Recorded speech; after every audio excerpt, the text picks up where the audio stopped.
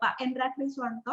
Beliau adalah Kepala Pengembangan Sekolah Mentari Group, dan ada Ibu Dani Handarini. Beliau adalah konsultan dan trainer Mentari Teachers Academy. Para narasumber nantinya akan berbagi dengan kita mengenai karakter pendidik bangga menjadi seorang guru. Baik, terima kasih Mbak Putri. Bapak Ibu, selamat sore semuanya. Senang ketemu kembali Bapak Ibu secara virtual. Saya melihat wajah-wajah yang kemarin juga sudah mengikuti dan juga wajah-wajah baru. Terima kasih antusiasmenya kemarin. Saya yakin hari ini Bapak Ibu akan juga sangat antusias mengikuti sesi ini. Kita bisa belajar dan sharing bersama, ya. Namun sebelumnya saya ingin menyapa Bapak Ibu secara face to face dalam bentuk daring, itu maksud saya, ya. Kami akan sangat happy kalau Bapak Ibu bisa menyalakan video Bapak Ibu, sebagaimana kalau kita mengajar tentunya kita berharap semua bisa menyalakan videonya.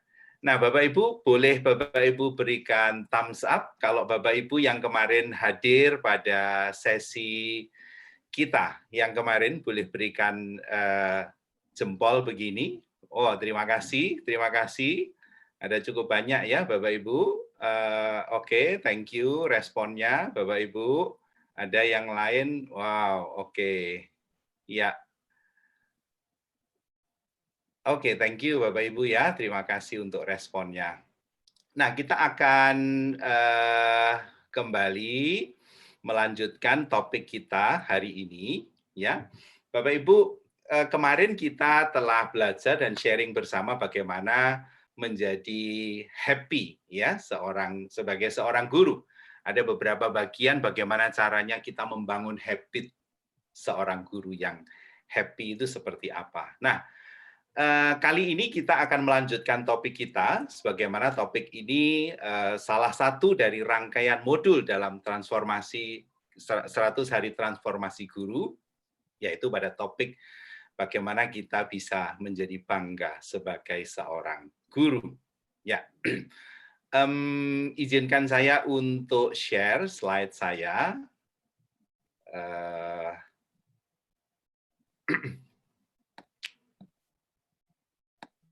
Ya, sebentar Bapak Ibu. Oke, ya ini topik kita ya. Kita akan belajar bersama-sama, sharing bersama-sama. Saya kira Bapak Ibu kita semua sebagai seorang guru punya berbagai macam pengalaman. Pengalaman yang menyenangkan, pengalaman yang membanggakan bagi kita. Ada satu momen tertentu yang bisa membuat kita itu merasa betapa bersyukurnya, betapa kita bangga sebagai seorang guru yang bisa mengantarkan murid-murid kita mungkin mencapai satu perubahan perilaku atau mencapai satu achievement tertentu atau mungkin menolong kesulitan mereka, ya. Nah, karena peranan guru bagaimanapun juga itu yang lebih utama adalah soal kepedulian kita menolong murid-murid kita untuk bisa mencapai potensi mereka secara penuh. Nah, ini saya hanya meng-highlight pada bagian ini saja, Bapak Ibu, karena kita menggunakan Zoom. Mohon Bapak Ibu bisa mematikan mic-nya atau non-aktif ya, di-mute begitu, kecuali nanti pada saat bicara. Namun hal yang penting adalah turn on your video ya, Bapak Ibu. Lalu kalau Bapak Ibu nanti sepanjang sesi ada pertanyaan, boleh disampaikan ke Mbak Putri lewat chat.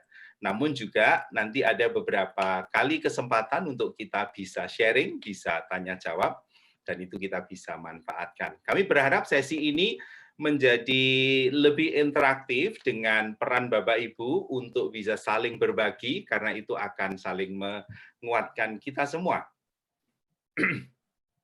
Ini saya lewati saja. Bapak Ibu sebelum kita masuk, mari kita ke menti.com. Bapak Ibu silakan ketik di menti.com, ada di chat yang sudah disediakan di sana. Bapak Ibu silakan masuk di menti.com.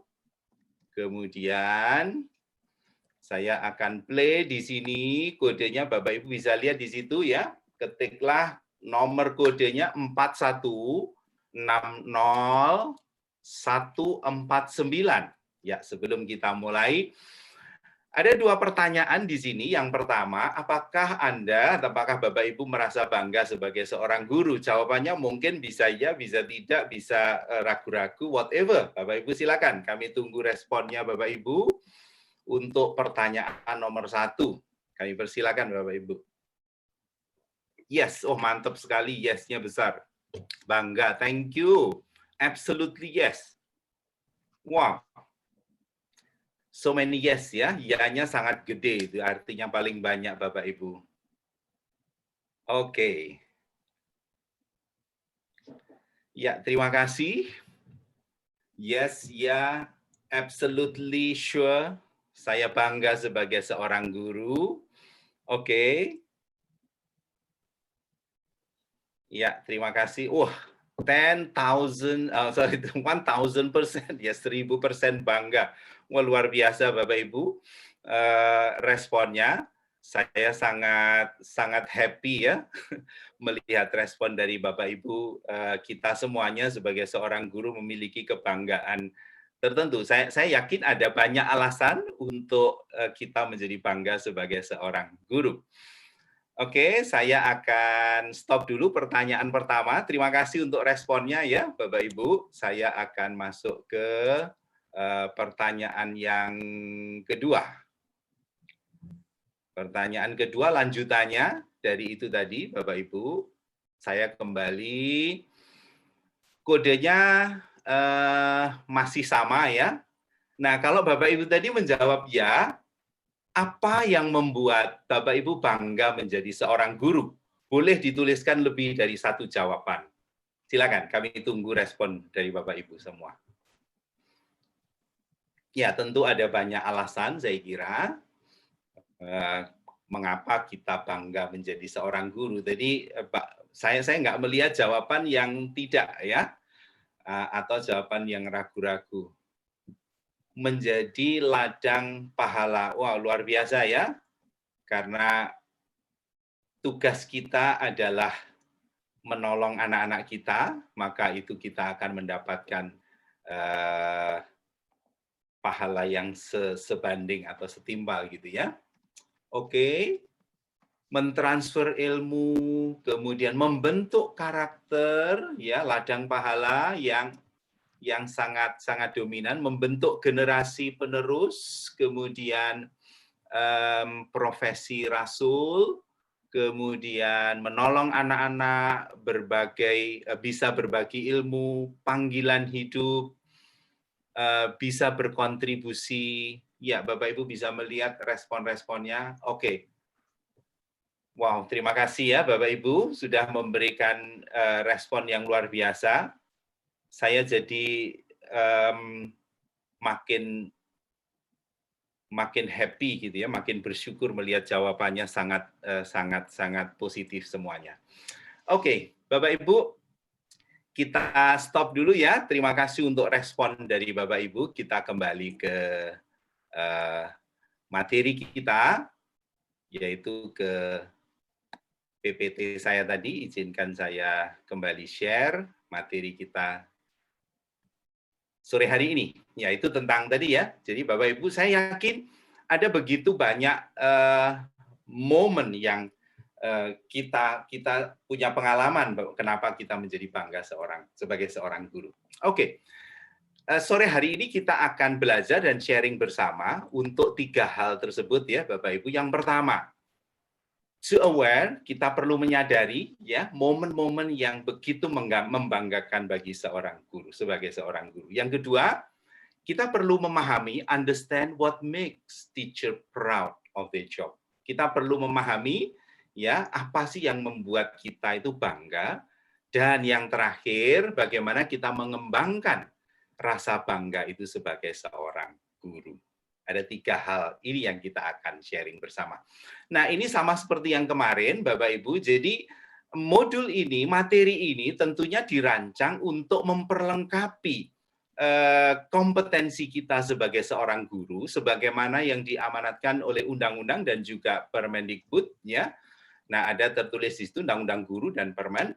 Nah, pada satu bagian yang saya highlight warna kuning itu adalah kompetensi sosial, ya. Karena kita tahu bahwa kompetensi guru ada kompetensi profesional, kompetensi pedagogis, sosial, dan kepribadian. Dan ini adalah kompetensi kepribadian. Maksud saya, sorry saya tadi salah ngomong sosial, ini kompetensi kepribadian.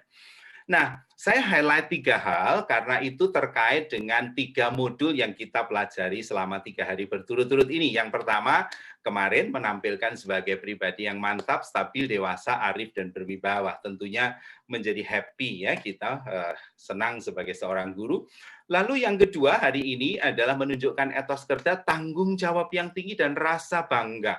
Bapak Ibu, rasa bangga ini tertulis di dalam permen ya, itu sebabnya penting kita sebagai guru merasa bangga atas apa yang kita lakukan, dan tentunya confident sebagai seorang guru. Nah, besok kita akan lanjutkan dengan modul yang ketiga, yaitu menjunjung kode etik profesi guru, yaitu bagaimana kita menjadi berani, mau, dan sanggup untuk segala sesuatu yang terkait dengan tugas panggilan kita sebagai seorang guru. Baik, Bapak Ibu. Kita akan awali dengan satu video ini. Saya berharap video ini bisa menjadi satu inspirasi bagi kita semua. Mari kita simak video berikut selama kurang lebih 3 menit saja. Oh, maaf.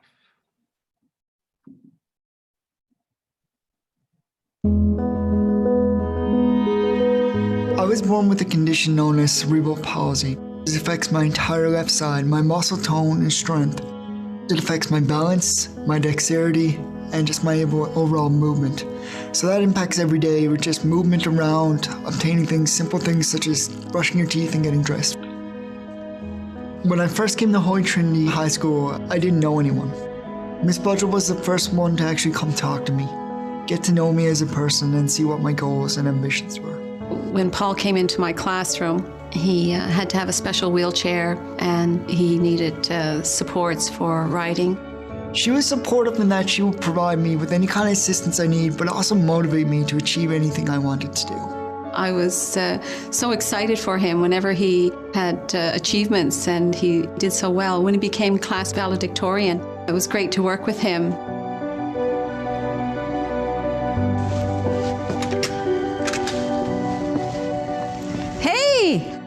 Hey, how you been? Oh, great. How are you? Good. I haven't seen you in forever. Oh, yeah. Oh, my goodness. Oh, So good to see you. so good to see you. Yeah. I hear you're at Muskrat Falls. I am, yeah. Actually, I'm doing safety up there, so I've been up there now almost 2 years. Come on over, we'll have a chat. Okay. Wow. What's Just to catch up and things like that. I was actually digging through some more stuff at home, and look what I came across. Oh, my goodness. That's your speech when you were valedictorian. I just remember all the hours and different sit-downs we had just to go through different drafts. Oh, yes, you did a great job. Absolutely. Yeah. No, it's I great. remember being in the audience that night and feeling very proud. I'm not sure if you were aware, but I just want to say thank you for everything you've done. Definitely made a big impact on my life, and I really appreciate everything you've done. So this is actually a quote from my valedictorian speech. Wow. So I just want you to have that as a good token and just say thank you so much. You're very welcome. Every new beginning comes from some other beginning's end. Thank you and have a nice evening. I'm very humbled that you said that I inspired you, and look at you today. I knew you would do it. Thank you. Yeah.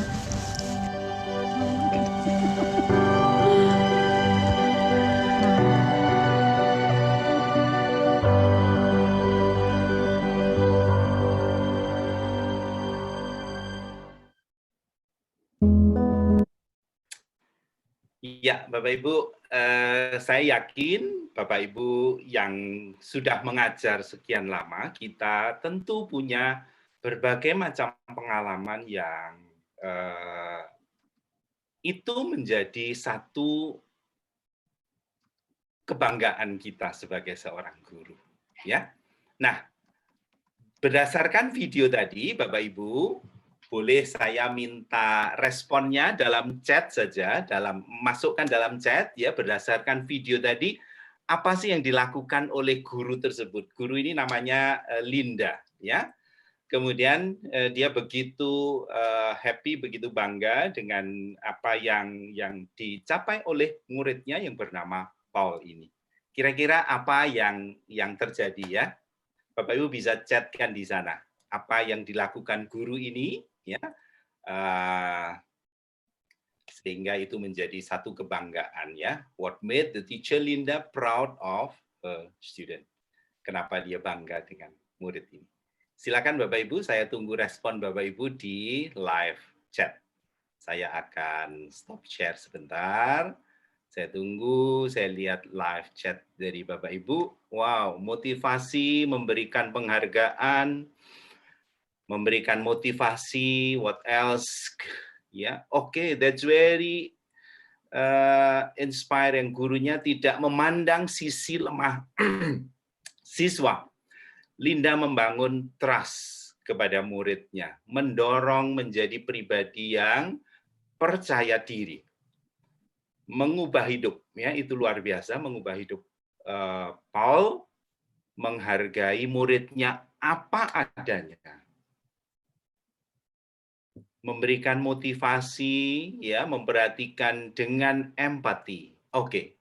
Thank you Bapak Ibu untuk semua responnya. Saya kira ada hal-hal yang begitu touching ya kita sebagai seorang guru ketika melihat murid kita mencapai satu perubahan tertentu, terutama yang terkait dengan ketika kita bisa melakukan sesuatu yang mengubah hidup murid kita. Itulah panggilan Bapak Ibu sebagai guru, makanya saya yakin Bapak Ibu punya kebanggaan masing-masing terhadap apa yang Bapak Ibu lakukan selama ini. Oke, nah kembali lagi pada topik kita, Bapak Ibu, untuk memahami ya kita perlu aware momen-momen yang begitu membanggakan bagi kita sebagai seorang guru. Nah, untuk itu sore hari ini bersama Ibu Dani akan sharing dan juga kita bisa belajar bersama-sama. Nanti Bapak Ibu ada waktunya bisa juga men-sharekan apa pengalaman Bapak Ibu yang cukup membanggakan selama ini sebagai seorang guru. Kami persilakan Ibu Dani. Suaranya masih belum keluar, Bu Dani. Selamat sore, Bapak Ibu partisipan. Assalamualaikum warahmatullahi wabarakatuh. Senang sekali kalau pada sore hari ini saya bisa bertemu dengan Bapak Ibu. Tapi waktu saya melihat pertanyaan pertama tadi, ketika semua peserta menjawab bangga jadi guru. Kalau saya ada di ruangan sana, di ruangannya Mentari sana, mungkin saya akan pamit, sudah Pak Endra saya pulang saja lah, semua sudah bangga jadi guru tuh, ngapain saya ada di sini gitu.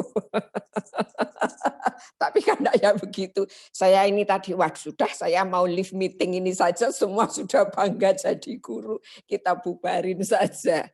Bapak Ibu, zaman sekarang guru itu pekerjaan yang membanggakan. Saya masih ingat ketika saya masih kecil, saya ini kayaknya dikutuk gitu ya.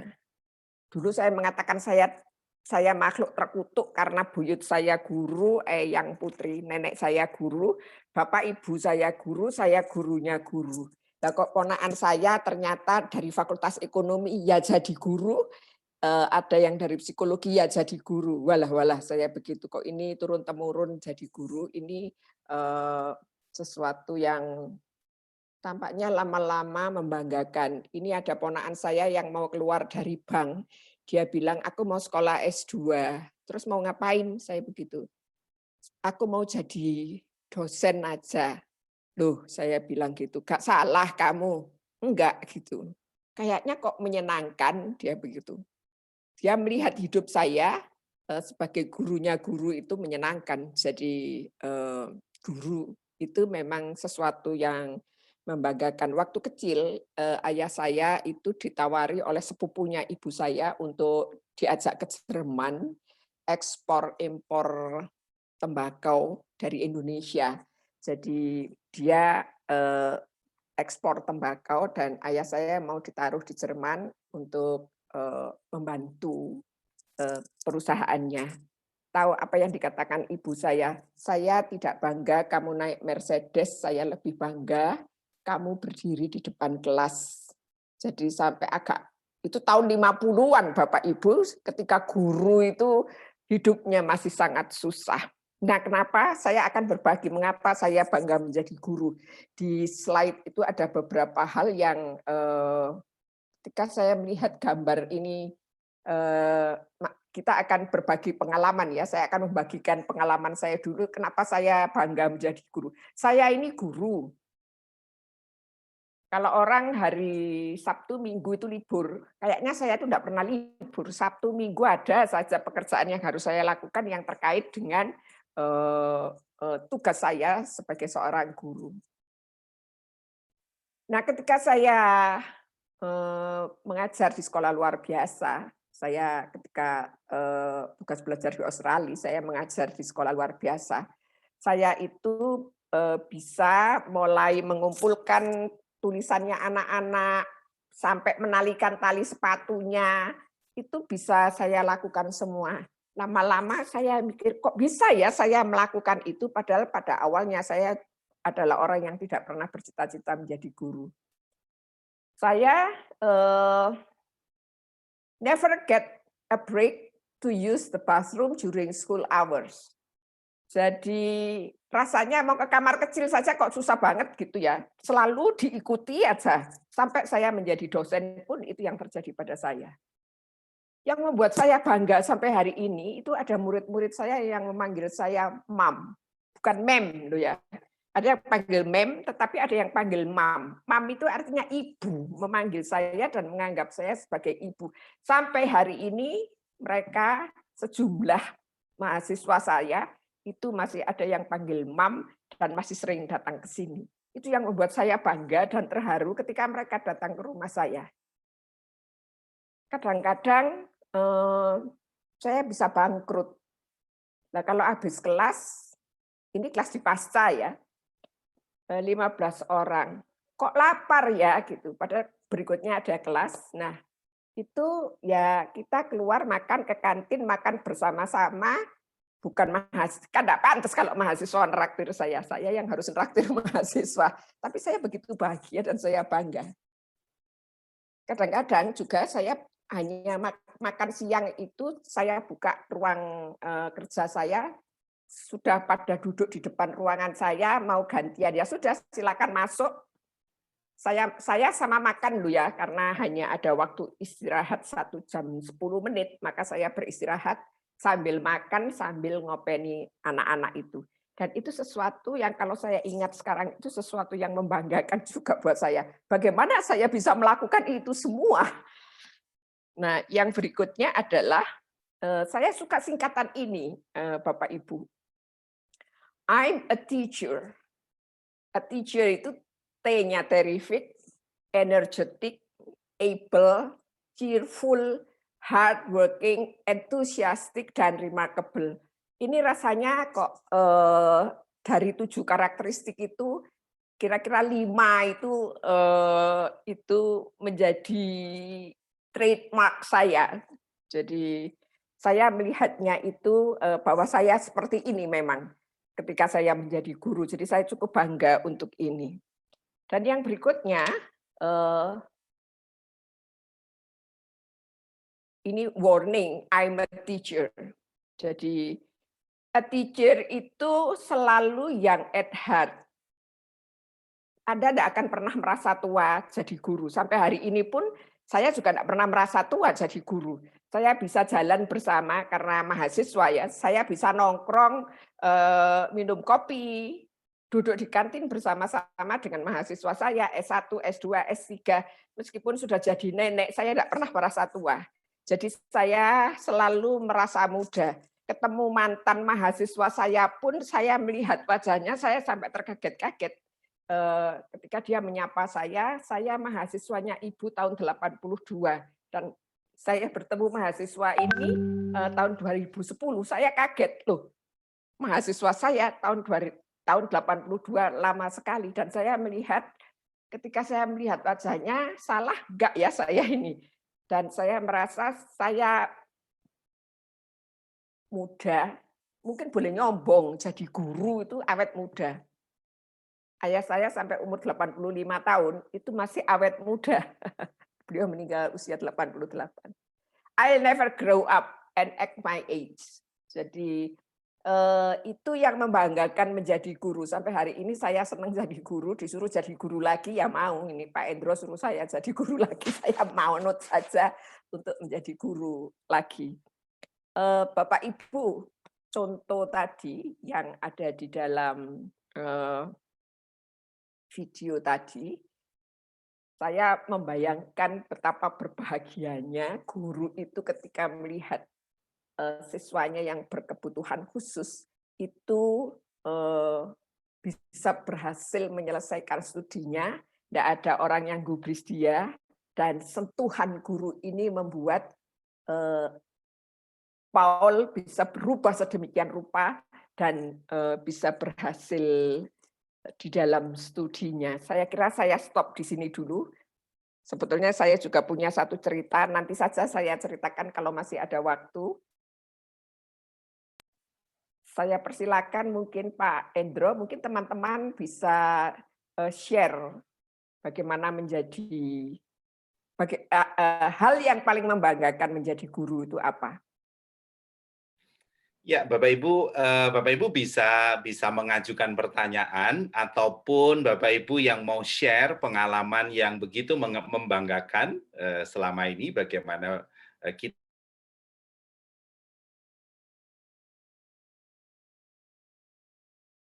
banggakan, ya. Kami persilakan kalau mungkin ada pertanyaan, ada sharing dari Bapak Ibu. Silakan Bapak Ibu. Apakah ada?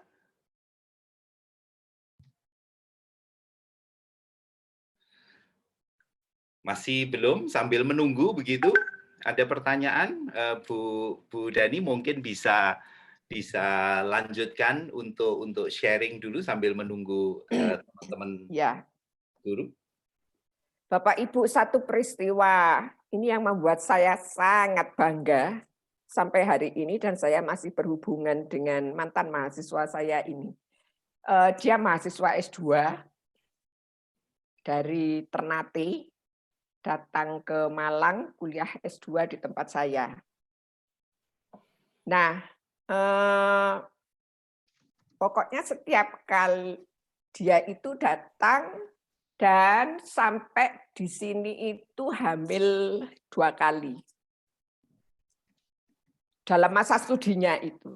Yang menyedihkan buat saya adalah ketika hamil dia itu selalu mengalami kebutaan selama 3 bulan.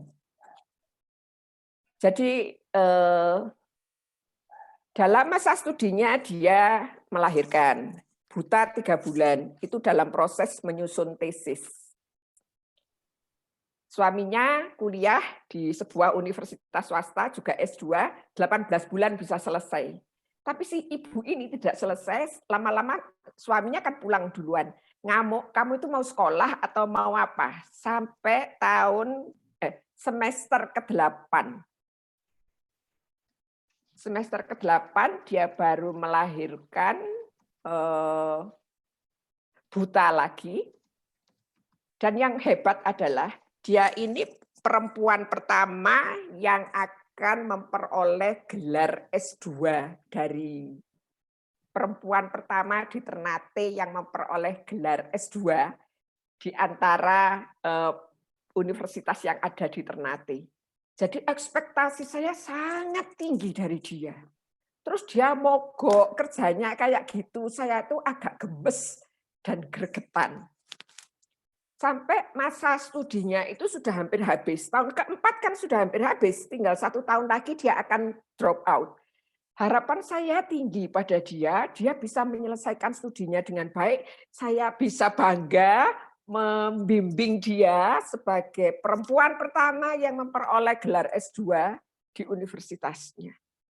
Tahu-tahu apa yang terjadi? Sudah saben hari bahan yang dibawa kepada saya oret-oret, tak suruh perbaiki. Lama-lama dia ngamuk. Aku mau pulang sekarang. Itu akhir tahun, bulan Desember. Saya mau pulang sekarang. Nggak usah sekolah, nggak apa-apa. Namanya orang Ternate, saya juga nggak masalah. Apa maumu? Saya bilang gitu. Terus lama-lama saya tuh jengkel sekali sama dia, sampai ada salah seorang temannya dia, itu juga mengatakan, Ibu, apakah Ibu bisa menunda kepulangan? Dia bilang, nggak bisa, aku mau pulang sekarang. Apa urusannya Bu Dani sama kepulanganku? Aku mau selesai, nggak selesai, itu urusanku sendiri. Ngamuk dia, saya juga ngamuk. Terus direktur pasca itu datang ke ruangan saya. Ngapain ribut sama mahasiswa? Dia mau selesai, mau nggak selesai, ya biar diurus dia sendiri. Lah kamu kok memaksa orang untuk menyelesaikan studinya? Dia maunya nggak selesai, kok kamu maksa-maksa? Kan sayang, saya bilang gitu. Tinggal sedikit penulisan tesisnya. Akhirnya saya, udahlah suruh pulang aja. Gitu. Akhirnya saya panggil temannya, Dewi. Wi, bilang sama Bu Sur, kalau mau pulang ya biar pulang aja. Udah, aku nggak mau ngurus. Kok dia itu luluh hatinya?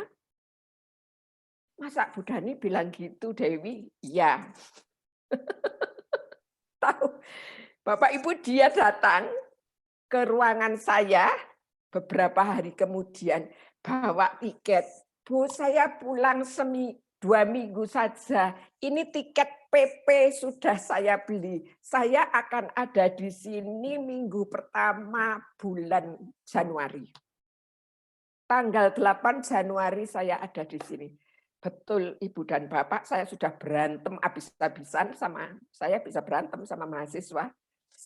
Itu dia pulang dan dia balik. Saya sekarang mau selesaikan studi saya.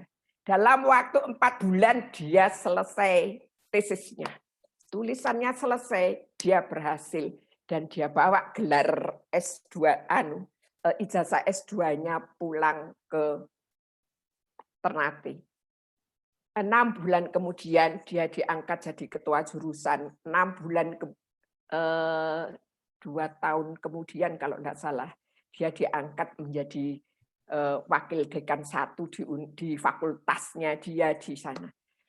Namanya saya mendengar itu, Bapak Ibu, orang yang saya ajak berantem, anaknya 8 akhirnya. Waktu sampai di Malang itu melahirkan anak yang ke-6, anaknya 8. Saya sangat bahagia, namanya Bu Suryani, melihat Bu Suryani ini begitu sukses di dalam karirnya. Akhirnya dia membuat sebuah program pelatihan untuk konselor di Ternate sana, mengundang saya untuk memberi pelatihan selama 3 hari. Dan dia cerita kemana-mana, jadi setiap hari rupanya di kampus kepada mahasiswanya kalau ada pelatihan-pelatihan, dia menceritakan bagaimana dia berantem sama saya dan bagaimana saya bisa membuat dia selesai studinya. Saya merasa begitu bangga karena ibu ini bisa menyelesaikan S2-nya dan jadi perempuan pertama dan berhasil menduduki karirnya di perguruan tinggi sebagai pimpinan perguruan tinggi dengan baik. Waduh, itu rasanya luar biasa buat saya. Ya, Bapak Bu Ibu Dani, punya pengalaman yang sama. Sharingnya. Ada rekan kita, Ibu Lili Ong yang akan sharing. Kami persilakan, Ya. Ibu. Mari silakan Bu Lili. Silakan Ibu Lili. Ya, selamat siang. Mungkin tadi yang Ibu Dani sharing tentang mahasiswa ya. Saya mau sharing tentang anak-anak SD. Ya. Pengalaman saya yang pertama kali dan yang membuat saya menangis di kelas. Karena saya mempunyai seorang murid yang sangat nakal sekali. Jadi Ibu tahu ya, setiap hari selalu membuat masalah. Baik dengan teman, sering melakukan kekerasan dan semuanya. Jadi saya pikir anak ini pada awalnya saya tidak tahu background dia sebagai anak yang bagaimana. Jadi saya selalu memarahi kalau dia sering mengganggu temannya, mengambil barang temannya tanpa minta permisi dan sebagainya dan sebagainya. Dan setiap hari dia selalu membuat masalah. Ternyata suatu hari setelah kita biasanya rotasi duduk, suatu hari saya pernah memegang tangannya. Lalu dia menjerit. Ternyata saya begitu terkejut. Melihat tangannya itu penuh bekas luka, pukul rotan. Jadi saya baru terkejut. Apa yang terjadi dengan kamu? Kebetulan namanya Andi ya. Jadi dia menceritakan bahwasanya dia dipukul oleh guru lesnya sehingga tangannya semua memar-memar. Rupanya setelah cek dan recheck, dia dari kecil, dari semenjak dia masih 3 bulan di kandungan ibunya, mereka sudah bercerai. Jadi mamanya dan papanya itu sering berantem dengan menggunakan pisau. Wow. Jadi dia dibesarkan dalam lingkungan yang sangat penuh kekerasan. Jadi saya pikir, waduh, dari setiap hari saya memarahi dia, jadi timbul rasa bersalah kepada dia. Jadi saya pikir ini kamu dipukuli guru les kamu itu gara-gara kamu apa? Gara-gara saya mencuri ini step penghapus ya. Karena dia bukan anak yang tidak mampu, dia termasuk golongan orang anak mampu ya. Tetapi mungkin dia setiap hari membuat masalah itu karena butuh perhatian. Jadi saya pikir waktu saya melihat tangannya itu penuh bekas-bekas ini, waduh saya pikir bekas pukulan. Wih, saya nggak bisa membayangkan bagaimana dia dipukuli. Nah,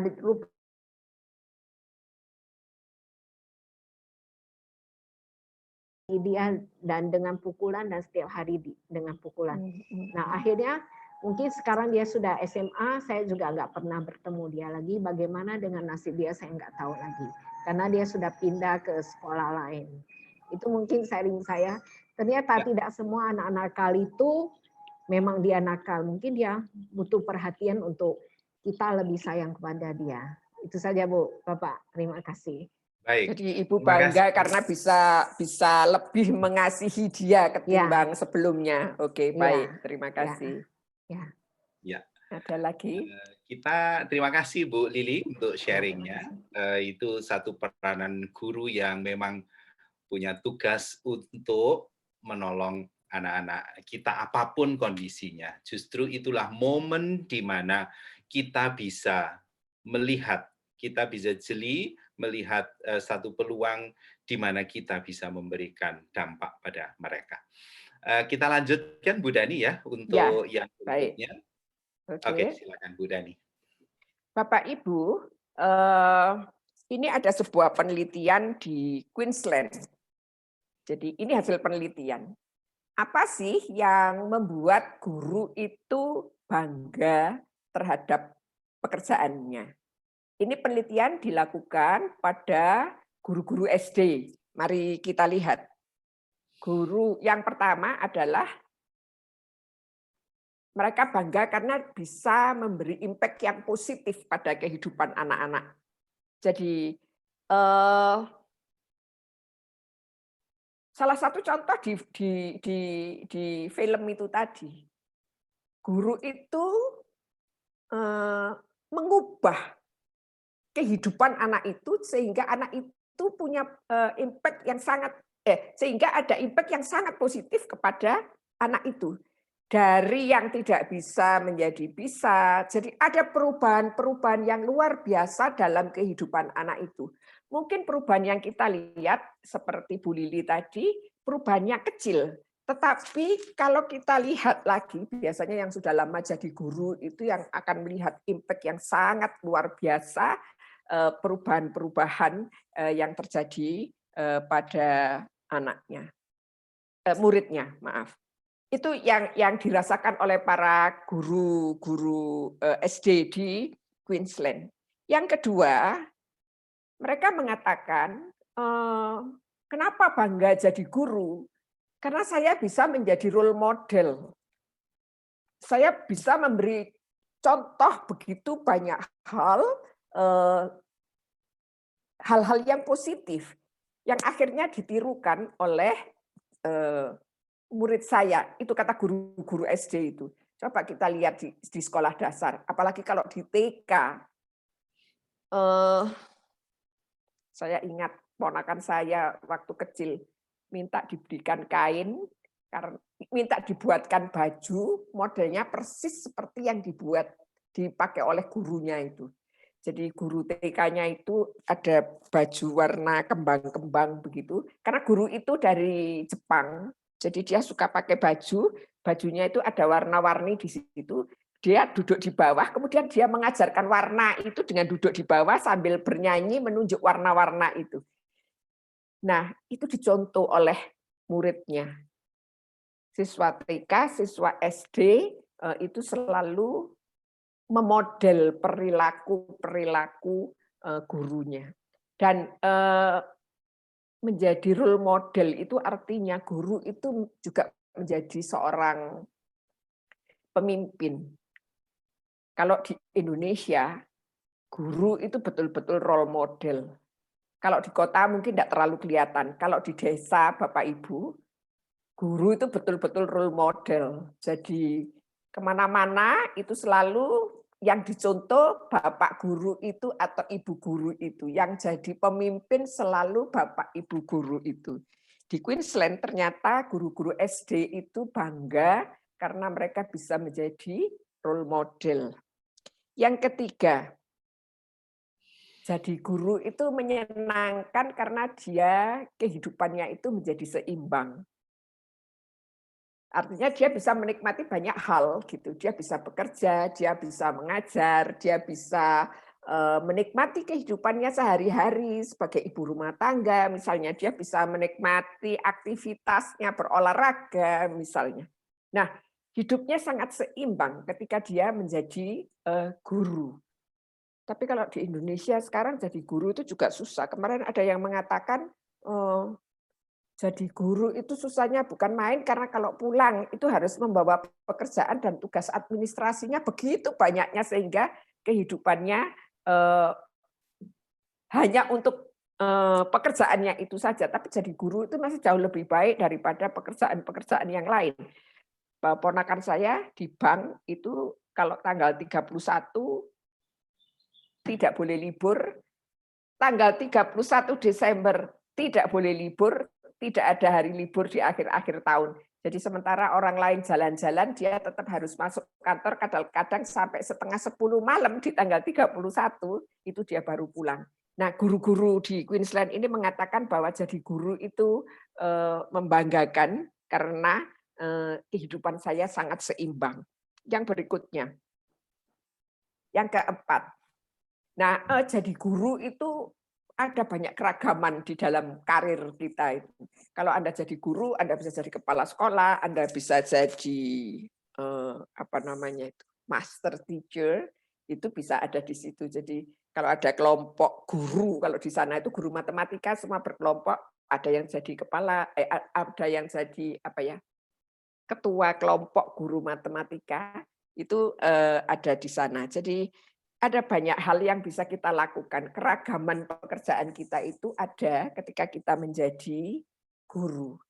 Yang berikutnya, guru di Queensland itu berbahagia karena dia bisa bergabung dengan school community, parent teacher association, kemudian guru mata pelajaran, kemudian ada banyak hal yang mereka bisa gabung. Mungkin kalau di sini ada MGBK,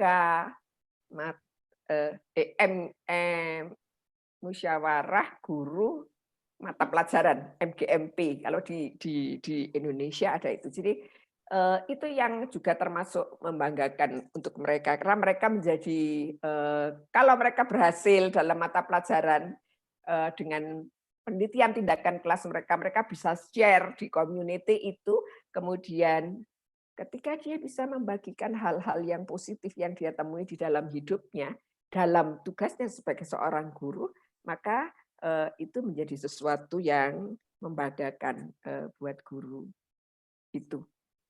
Yang keenam, temuan di Queensland terhadap guru-guru sekolah dasar, hal yang membahagiakan itu adalah ketika dia bisa membagikan passion-nya. Jadi guru itu memang ya, dia ketemu banyak orang, dia bisa ketemu murid-muridnya. Anda bisa bayangkan kalau satu tahun atau satu semester Anda bisa bertemu 30 siswa, satu tahun ya kalau di guru SD, tahun berikutnya 30 siswa lagi, tapi kalau itu guru mata pelajaran, maka dalam satu tahun kalau Anda mengajar di 3 kelas atau 4 kelas, kali 30, 120. Kalau 2 tahun, kalau 3 tahun, kalau 4 tahun, kalau 5 tahun. Jadi Anda bisa membagikan passion Anda kepada banyak orang, dan itu membanggakan menurut pengalaman guru-guru SD di Queensland. Dan yang terakhir adalah mereka bangga karena mereka bisa enjoy rewards. Nah, ada financial incentive kalau di Queensland ya, di luar negeri. Kalau di Indonesia, saya kira pada saat ini, bukan ketika bapak saya jadi guru ya, tahun 50-an sampai tahun, ya bapak saya berhenti jadi guru itu tahun 2000, gaji guru sekarang itu sudah jauh lebih baik, ada tunjangan profesi dan sebagainya. Dan saya kira untuk sekolah-sekolah swasta yang bagus, mereka juga mendapatkan tunjangan hidup yang lebih baik. Itu menurut mereka juga membanggakan. Jadi ada guru yang begini, kalau saya ketemu misalnya duduk di bis gitu, saya bertanya, Ibu atau Bapak bekerja di mana? Saya cuma guru. Jadi ketika orang mengatakan saya cuma guru, itu artinya dia orang yang sama sekali tidak bangga pada pekerjaannya. Dia minder pada pekerjaannya. Saya selalu kalau mengajar di kelas-kelas keguruan, selalu saya mengatakan, jangan ada yang pernah mengatakan saya cuma guru. 4 huruf itu harus dihapus.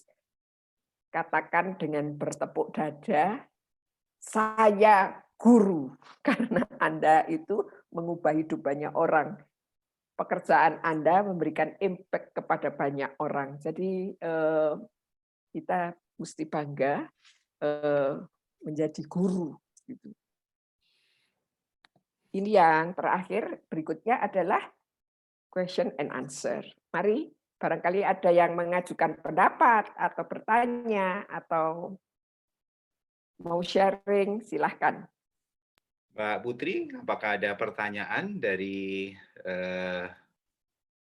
Bapak Ibu? Kalau ada, langsung aja kami persilakan. Atau dari saat chat? Ini belum ada, Pak.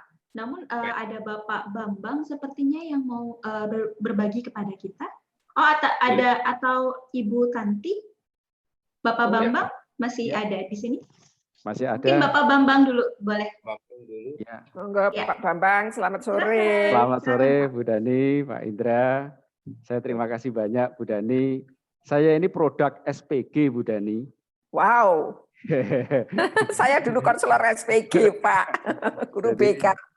Saya jadi guru pertama kali jadi guru itu merasa juga enggak bangga kok Bu. Karena apa? Dipanggil dari Salatiga ke Surabaya jadi guru TK. Padahal SPG itu kan jurusannya SD. Betul, udah nih. Kalau mau tanya orang, kamu kerja apa? Guru TK. Itu rasanya malu Bu waktu itu. Tetapi setelah kami jalani Bu, sungguh betul-betul itu merupakan berkat yang luar biasa. Apalagi saya ini waktu itu jadi guru TK pertama kali laki-laki di Surabaya. Wow. Kalau ada teman guru TK di kecamatan itu, yang laki-laki cuma saya, jadi tidak pernah disebut. Tapi saya merasakan kebanggaan waktu jadi guru TK, yaitu apa? Saya ini merasa seperti bapaknya anak-anak. Jadi ketika malam hari ada acara terakhir di TK, waktu itu TKB begitu ya Bu, Ada Ya. acara seperti kalau di kami sekolah Kristen tuh ada retreat begitu. Anak-anak ini kan kebiasaan ditemani bapaknya. Nah, malam hari saya bersama mereka, Pak, punggung saya gatel, dilus-elus Pak. Itu buat saya bangga. Karena apa? Saya merasa bukan guru, tapi saya dianggap sebagai bapak dari mereka.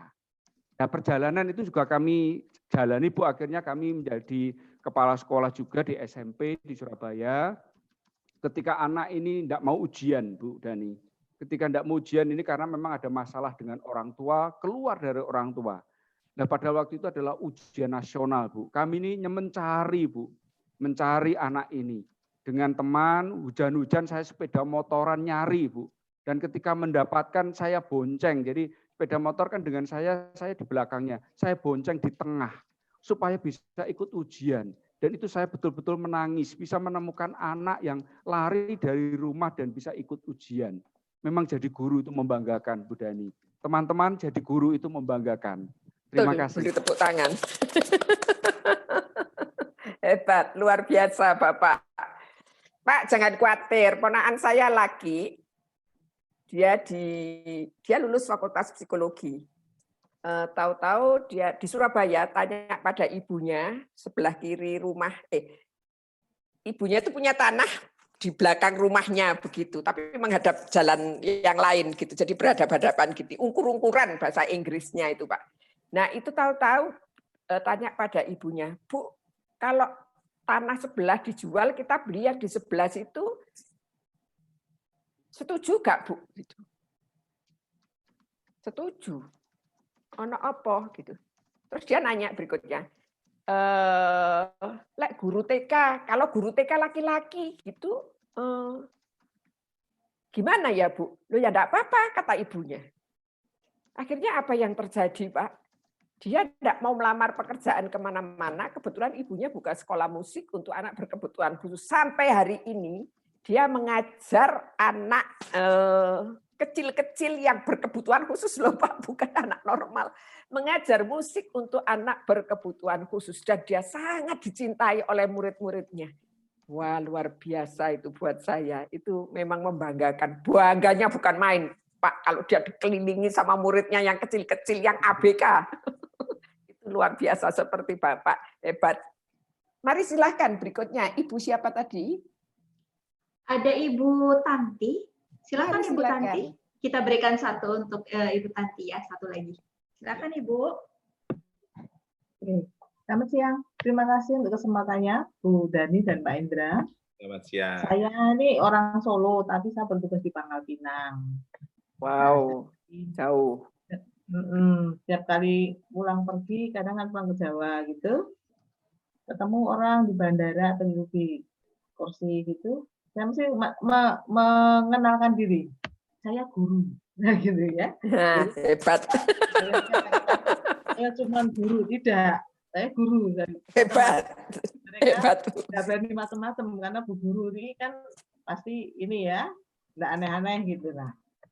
Udah.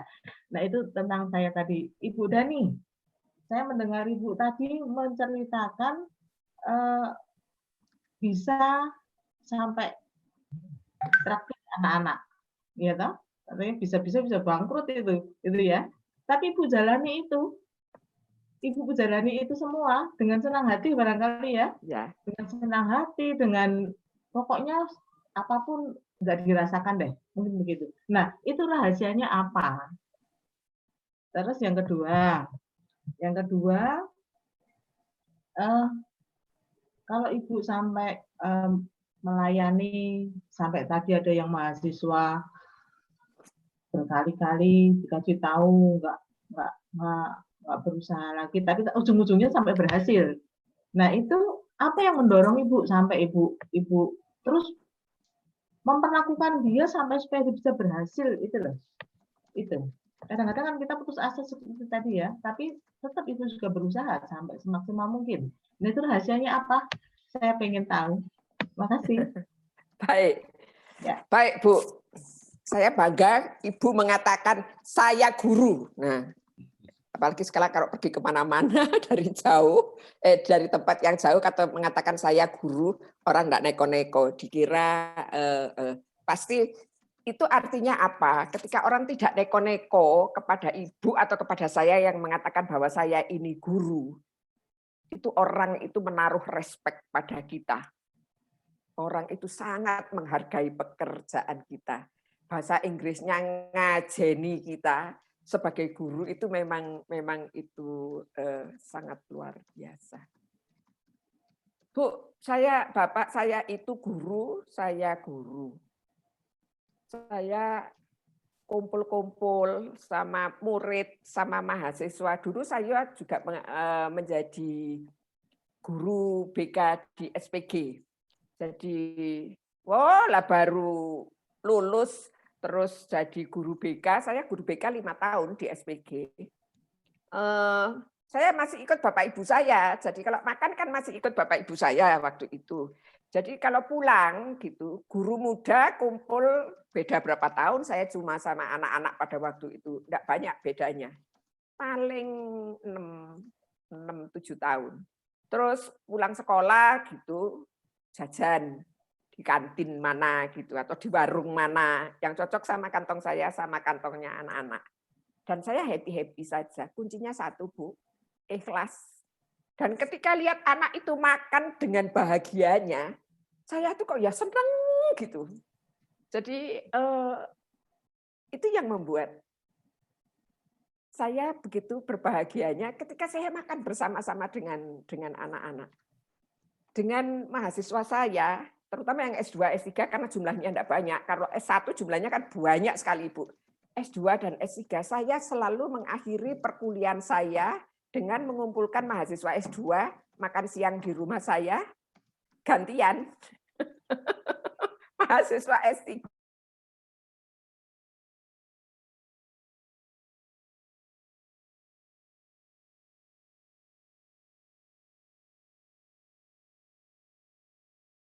Saya lebih memahami problematika mereka, saya lebih memahami sukacita mereka. Jadi saya mengenal mereka jauh lebih baik. Jadi kumpul makan itu, saya sampai mengumpulkan foto, semua foto. Jadi foto di laptop saya ini mulai tahun berapa itu, kira-kira puluh tahun yang lalu, itu masuk di laptop tahun berapa, siapa saja yang kumpul makan di rumah saya ini, itu ada. Dan itu ikhlas. Saya merasa, kok saya tidak pernah merasa miskin ya. Ya mungkin saya tidak punya duit, tapi kok ada saja gitu loh.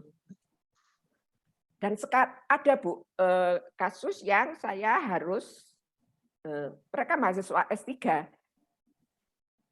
konsultasi harusnya di kantor saya, di kampus, tapi mereka, enggak Bun, konsultasinya di rumah aja, konsultasi di rumah saya, di beranda belakang rumah saya itu bisa dipakai konsultasi. Ngobrol saya, terus ada orang datang, bawa makanan banyak sekali, karena berenam mereka hari itu.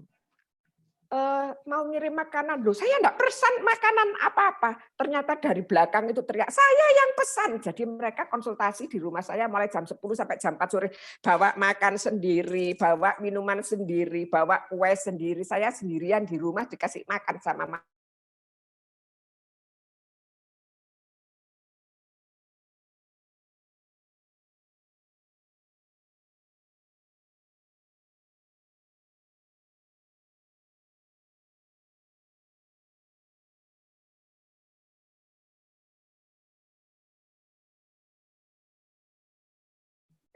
kita juga menjadi akrab dengan siswa-siswa kita. Pertanyaan yang kedua, Bu, saya rada lupa. Ibu tetap berusaha mendorong ya, mahasiswa. Saya mendorong mahasiswa. Oke, baik. Bu, siswa itu punya karakternya sendiri-sendiri. Cara mendorong itu harus disesuaikan dengan karakter siswanya. Dalam kasus yang saya ceritakan, mahasiswa yang sudah mau hilang itu tadi, saya tuh cerita sampai elek. Bapak saya itu konselor saya yang sangat luar biasa, konsultan saya yang sangat luar biasa. Saya cerita tentang kejengkelan saya pada Bu Suryani ini, saya sudah, pokoknya panjang lebar saya cerita. Mengeluh soal soal ada 3 mahasiswa pada waktu itu. Jadi beliau hanya mendengarkan dengan sangat baik, didengarkan terus di akhir cerita saya, mungkin saya sudah kelelahan cerita, dia cuma tanya, sudah, wis, saya bilang.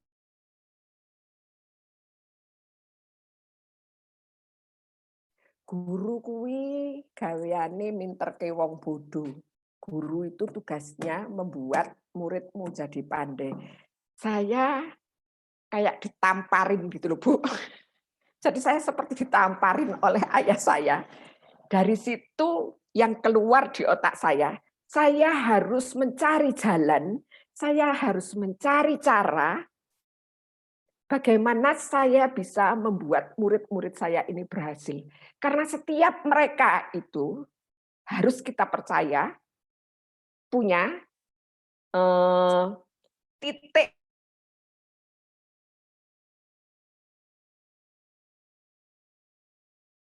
gitu. Itu yang jadi mencari cara itu tidak sama untuk setiap anak. Cara itu masing-masing dan itu yang harus kita cari. Nah, ketelatenan mencari itu mesti mikir, ini karakternya kayak apa ya, ini karakternya kayak apa. Sehingga mereka berhasil semua. Kesabaran mencari titik sentuh dan keyakinan. Kita punya belief bahwa setiap anak itu pasti berhasil, pasti mampu, pasti bisa. Even dia seorang anak berkebutuhan khusus, itu pasti punya kemampuan. Ada yang bisa dia lakukan untuk bisa dilakukan semaksimal mungkin. Itu yang membuat saya menemukan itu. Tapi ya itu tadi, keluhan saya kepada bapak saya dijawab seperti itu, saya seperti diam, seperti orang ditampari gitu. Dia enggak ngasih tahu apa-apa, hanya itu saja. Guru itu tugasnya membuat orang tidak bisa menjadi bisa. Membuat orang menjadi pandai itu. Bahasanya orang zaman dulu minter kayak wong bodoh. Bodoh itu bukan hanya secara kognitif, tetapi dalam semua aspek kehidupan, Bu. Itu. Baik, Bu Dani, kita bisa lanjut kembali ya, Bu Dani. Nah.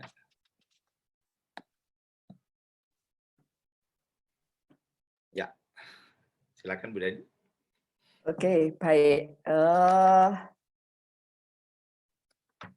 Bapak dan Ibu, seorang pakar yang namanya Pak Carey Lam itu mengajarkan kepada kita bagaimana kita bisa menjadi guru yang bangga. Tadi Bapak Ibu sudah menuliskan mengapa Bapak Ibu bangga menjadi guru. Jadi kalau kita mau bangga menjadi guru, maka kita harus membuat impact pada kehidupan. Jadi kita harus, itu tadi yang saya ceritakan terakhir, memilih cara-cara supaya kita ini bisa menyentuh titik pekanya anak itu, sehingga itu akan membuat anak itu berubah. Dan bukan hanya satu orang saja, impact-nya itu bukan pada satu orang saja, tetapi juga pada yang lain-lain, kepada guru-guru lain. Inspire. Yang satu impact, Pak. Masih impact. Ya, ini yang pertama. Yang kedua membuat impact. Yang kedua itu ignite the spark. Itu artinya begini. Bapak Ibu di kelas kita itu selalu saja ada anak yang merasa berputus asa, merasa tidak mampu,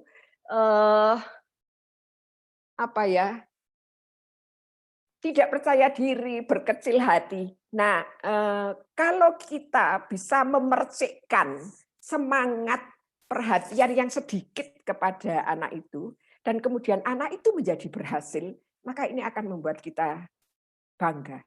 Oh ternyata, nah sebetulnya usaha yang dilakukan oleh Ibu Linda tadi juga tidak terlalu banyak. Dia hanya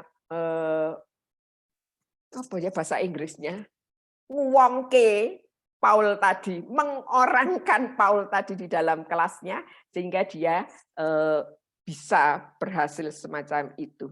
Jadi ketika dia berhasil, kita juga menjadi bangga. Be surrounded with love. Yang pertama, kemarin saya sudah bicara, kita mengasihi diri kita, kita memberikan cinta pada orang lain. Bapak Ibu, coba toh, kalau di sini mungkin tidak biasa ya, ketika ada murid kita mengatakan, I love you, ma'am. I love you, miss. Gitu. Itu jarang sekali. Karena itu bukan bagian dari budaya kita. Tetapi kalau di luar negeri itu bisa saja terjadi. Ada beberapa murid ketika saya mengajar di Sydney, itu ada beberapa beberapa murid yang mengungkapkan itu.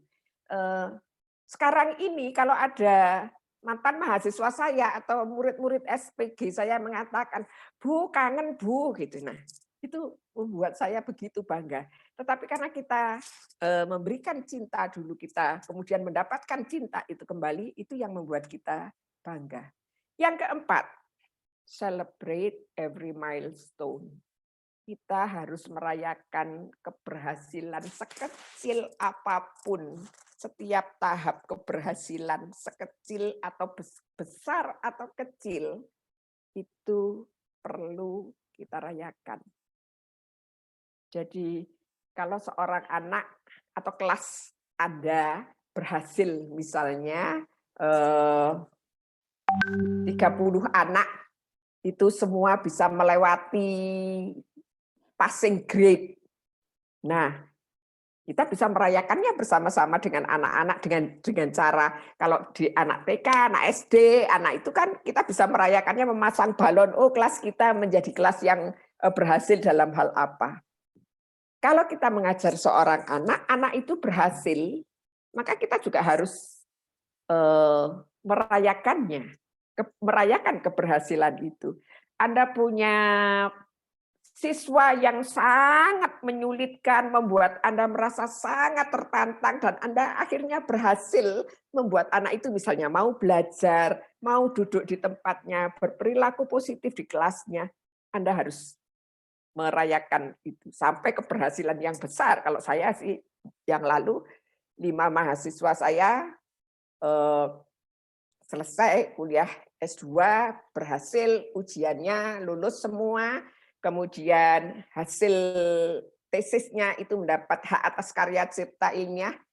Saya rayakan bersama mereka berlima. Tak bikinin nasi tumpeng di sini, makan bersama mereka di sini, makan nasi tumpeng, nasi kuning itu tadi untuk merayakan keberhasilan kita. Mereka senang, saya pun juga senang. Jadi mereka bangga, saya juga bangga.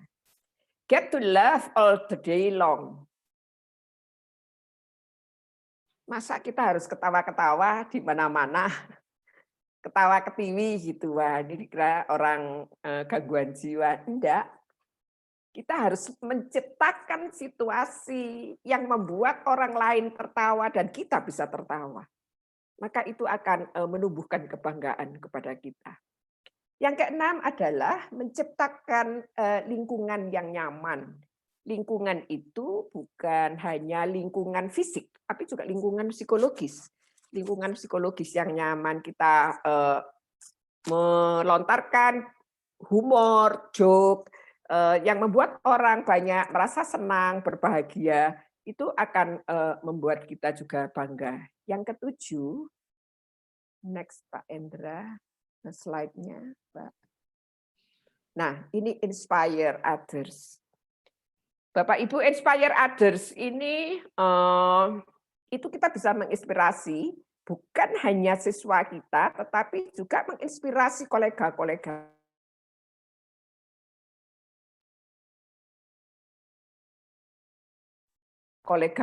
kita. Salah satu contohnya adalah kalau kita punya hasil penelitian tindakan kelas, kita mencobakan sesuatu di kelas kita. Loh, hasilnya kok luar biasa ya, murid-murid kok jadi seperti ini, prestasinya jauh lebih bagus. Anda kan punya metode yang membuat Anda bangga bisa membuat anak-anak Anda bisa berhasil. Nah, ini bisa dibagikan kepada orang lain. Dalam proses membagikan, ketika Anda melihat guru itu juga bisa mempraktekkan temuan metode pembelajaran Anda kepada murid-murid mereka, dengan diubah sedikit-sedikit, Anda juga akan merasa bangga. Orang lain bangga, Anda bangga, murid Anda bangga. Oleh sebab itu, ketika kita menginspirasi orang lain, itu akan menumbuhkan kebanggaan pada kita. Feed your inner creativity. Kita harus selalu kreatif. Mengapa? Mengajar itu bukan kayak tukang. Teaching is an art. Jadi kita harus mengasah daya kreativitas kita di dalam mengajar, sehingga ketika kita memperoleh temuan-temuan yang baru di dalam proses pembelajaran kita, di dalam hubungan kita dengan siswa kita, maka ini akan menumbuhkan kebanggaan pada kita. Oleh sebab itu, jangan lelah belajar dan mengasah kemampuan kita untuk bisa menghasilkan sesuatu yang baru. Yang ke-9, have an exciting day every day. Ya kita harus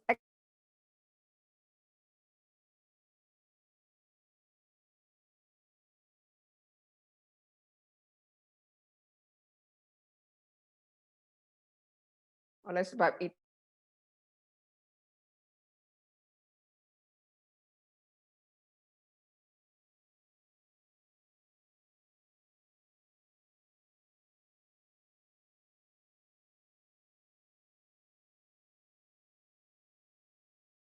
mau banggakan saya, kelas saya nanti akan menyenangkan.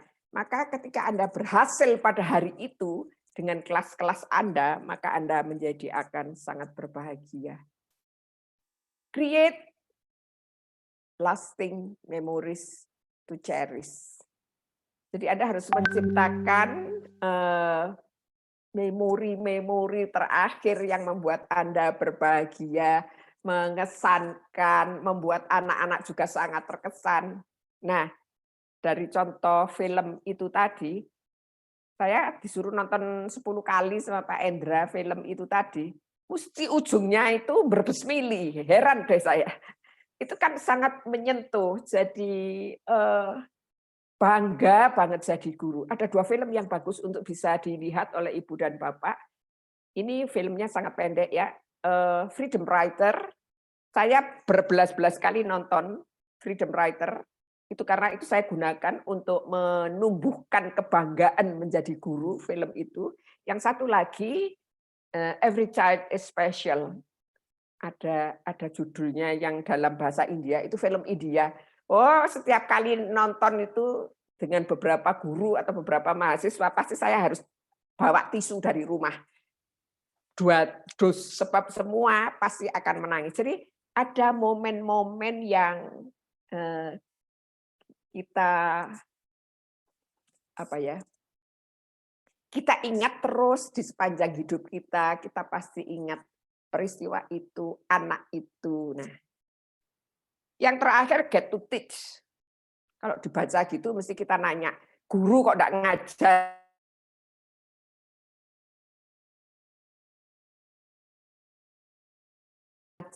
Mengajarnya seperti apa?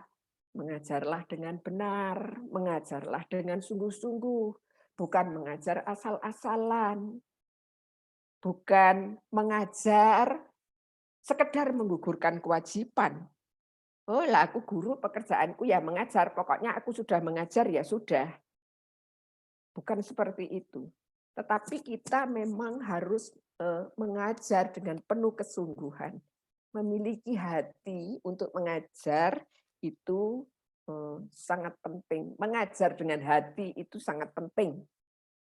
Karena ada banyak juga saya temui dalam pekerjaan saya sebagai konsultan pendidikan, pergi ke sejumlah daerah di Indonesia, saya melihat ada guru yang sekedar mengajar.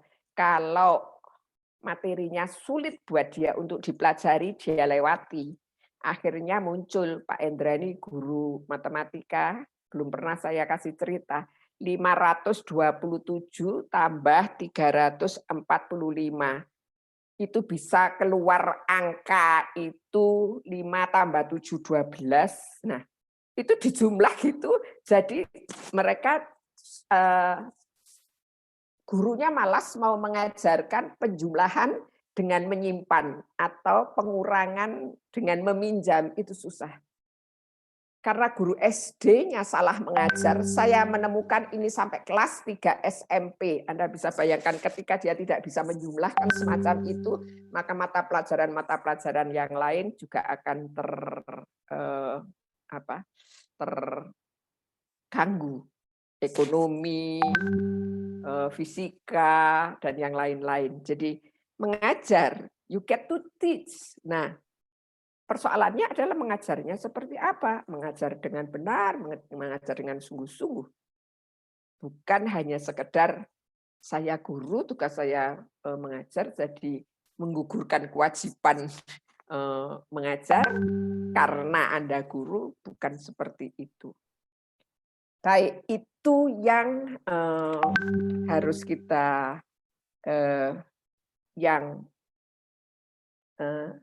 kita lakukan kalau kita mau menjadi guru yang bangga. Nah, sekarang ada to-do list. Ini semacam tips begitu ya. Untuk membuat ini sebetulnya tips umum. Bukan hanya ketika kita menjadi guru, ketika kita menjadi apapun, ini harus kita lakukan. To-do list untuk membuat diri Anda proud, itu kayak apa?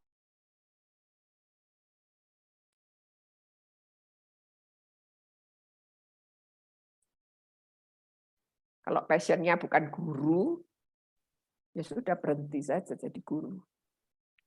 Ada seorang dokter gigi di Malang, praktek sebagai seorang dokter gigi, tapi passionnya dia itu rupanya tidak jadi dokter. Dia jadi dokter karena bapaknya dokter, ibunya dokter, kakeknya dokter, neneknya dokter, dan ini dokter gigi semua.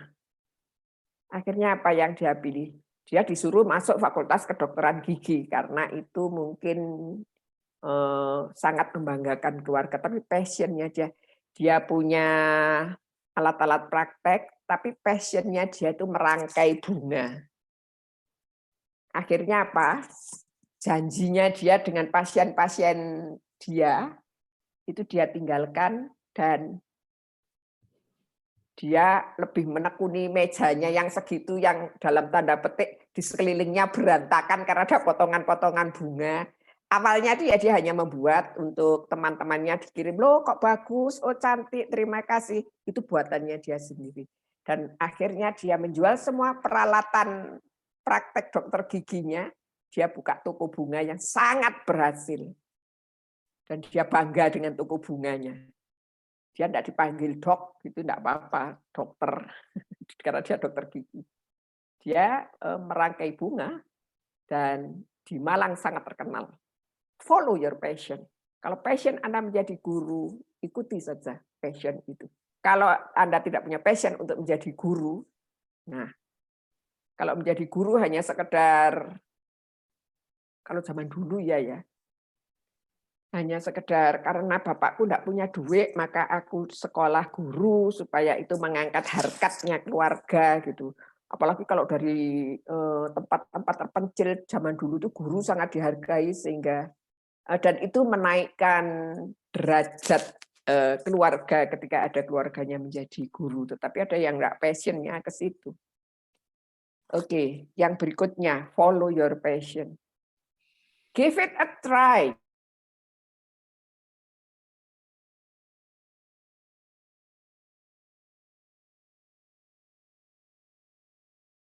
Pertimbangkan terus.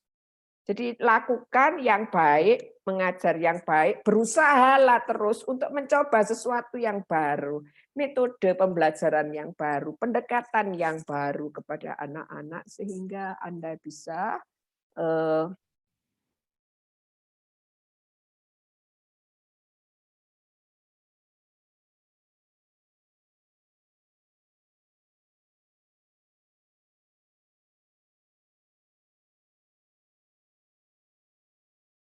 yang menjadi kelebihan diri kita itu penting.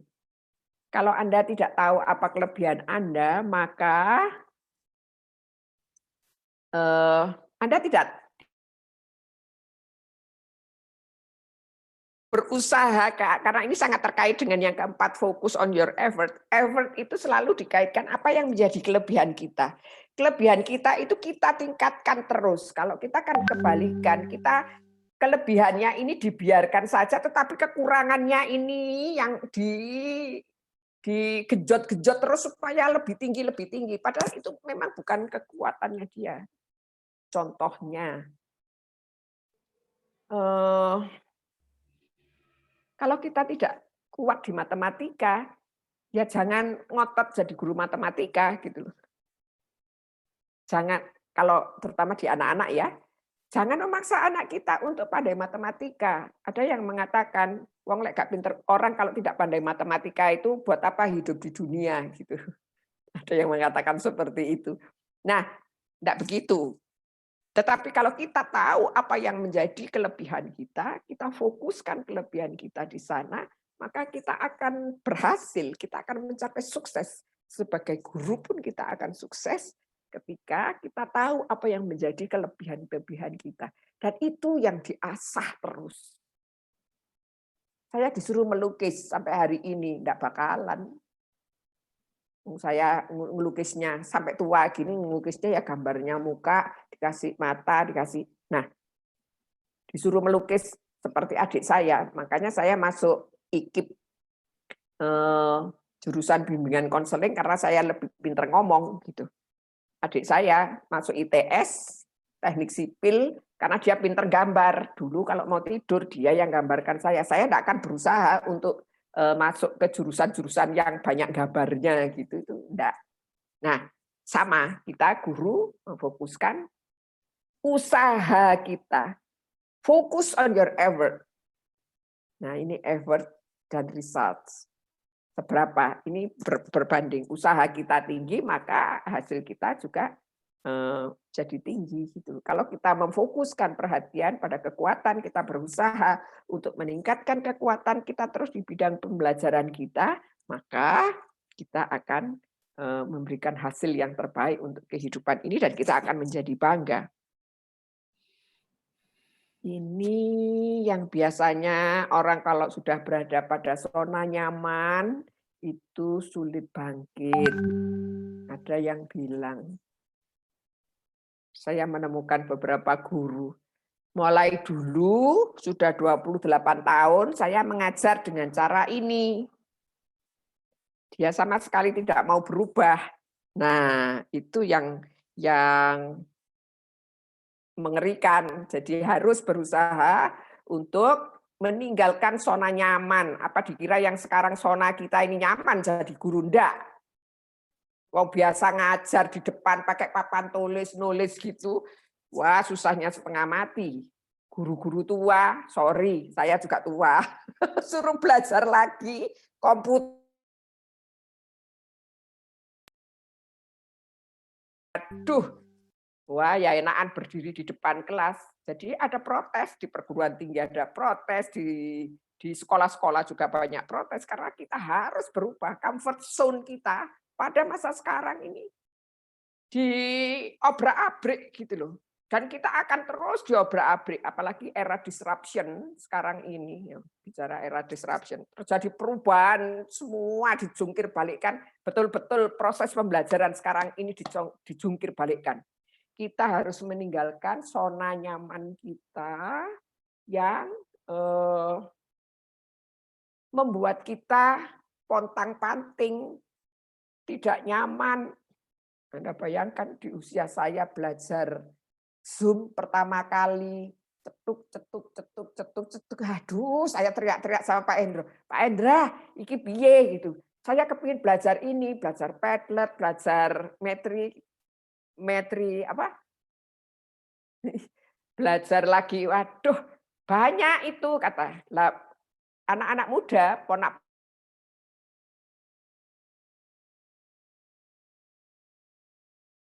belajar.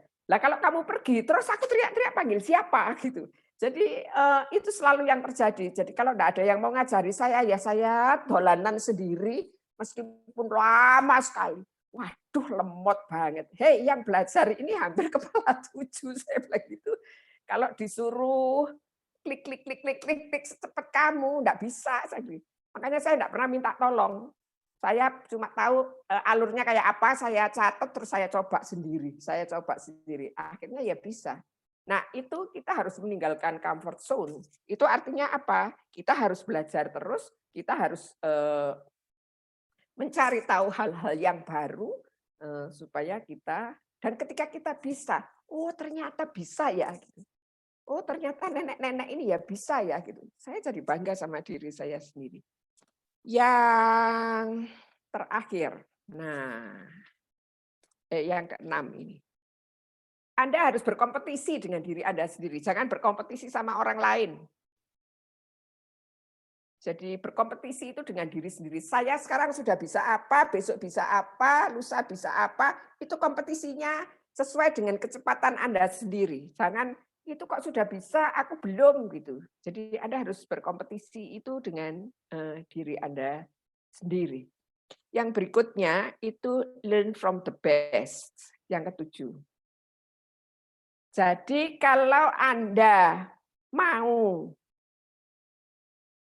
menjadi bangga, merasa bangga, belajarlah dari pakar-pakarnya.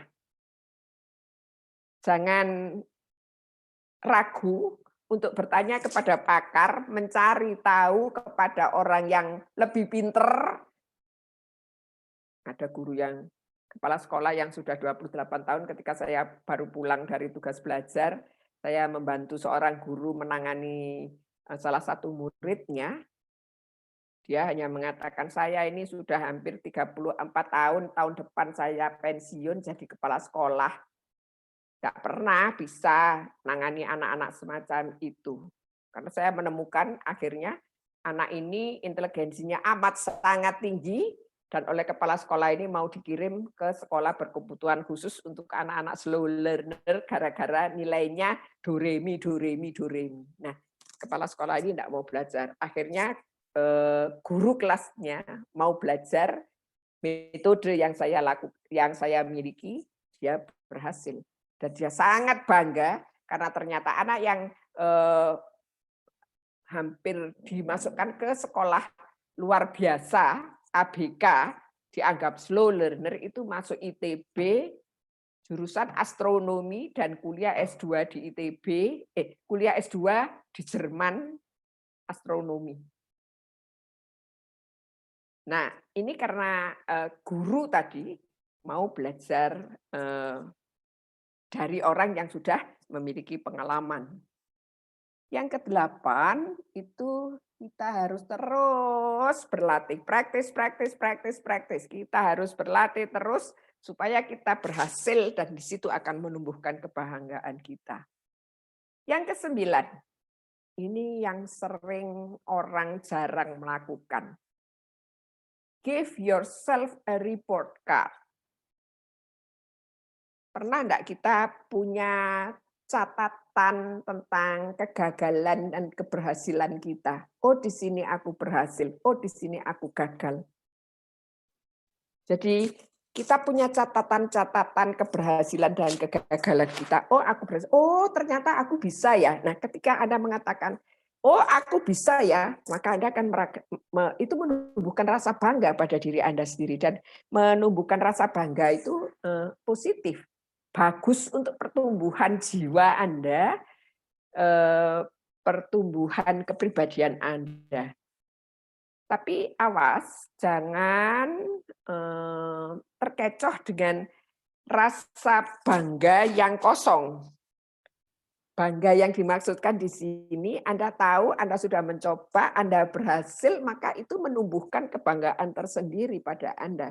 Bukan Anda membanggakan sesuatu yang tidak ada pada diri Anda, tetapi Anda punya report card, keberhasilan Anda, step by step, perkembangan Anda, itu Anda tahu tentang diri Anda, itu yang akan menumbuhkan rasa bangga pada Anda.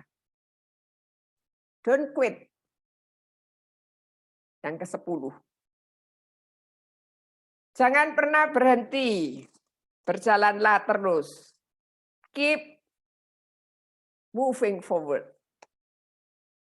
Ketika Anda berhasil, ketika Anda mencapai sesuatu yang menjadi goal Anda, kalau guru itu ya pasti punya goal tertentu di dalam hidupnya, itu kalau berhasil, langkah demi langkah itu, tadi kalau yang pertama, setiap langkah keberhasilan kita, itu akan menumbuhkan kebanggaan pada diri kita sendiri. Kebanggaan bukan kesombongan ya, tetapi perasaan proud. Oh ya ternyata aku bisa, aku mampu. Gitu.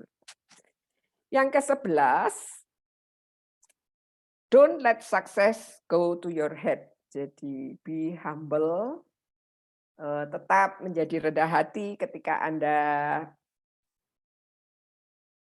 mencapai kesuksesan. Tetapi orang yang mengatakan dirinya rendah hati, itu bukan orang yang rendah hati. Jadi kita tetap rendah hati. Yang terakhir, Anda akan menjadi bangga. Anda harus menentukan kebahagiaan untuk diri Anda sendiri. Kemarin saya berbicara, saya mengatakan bahwa kebahagiaan itu tidak turun dari langit ke pangkuan Anda. Kebahagiaan itu harus Anda ciptakan. Ketika Anda berbahagia, Anda bisa menjadi bangga dengan diri Anda sendiri. Baik, ini 12 tips dari Pak Sonnenberg tentang tips menjadi bangga. Monggo, silakan dilanjutkan Pak Endro. Aktiviti berikutnya adalah ya, Bapak Ibu, kita akan lanjut ke aktiviti berikutnya ya. Kita akan saya share dulu.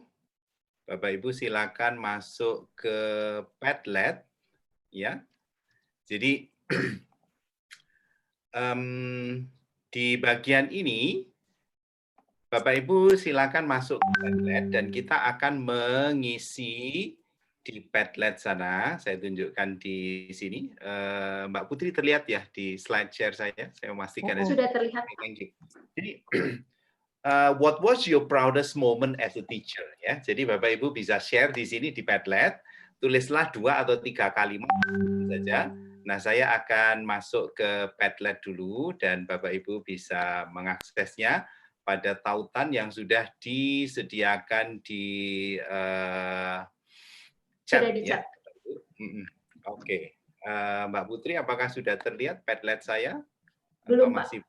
Oh, belum. Sorry, saya pastikan dulu. Oke. Ya, sudah terlihat Mbak Putri? Ya, sudah. Oke, thank you. Ya, Bapak Ibu, ini Bapak Ibu silakan masuk ke Padlet. Dan tinggal Bapak Ibu klik saja pada tanda plus ini ya. Itu klik, nanti Bapak Ibu menuliskan di sana. Bapak Ibu bisa tuliskan apakah dengan namanya, misalkan aja ini saya tulis nama saya di sini. Misalkan saya tulis nama saya Endra, nanti tuliskan di bawahnya di situ ya. Nanti juga bisa masuk ke tanda plus yang lain. Mungkin Bapak Ibu bisa mencoba ini beberapa saat dari sekarang. Kami persilakan Bapak Ibu untuk mencobanya. Momen yang paling membanggakan sebagai seorang guru itu kira-kira apa gitu ya Bapak Ibu. Kami persilakan. Boleh share di sini Bapak Ibu. Sudah ada yang ketik Pak, silakan di refresh dulu Pak Endra. Oh oke. Saya belum lihat. Baik.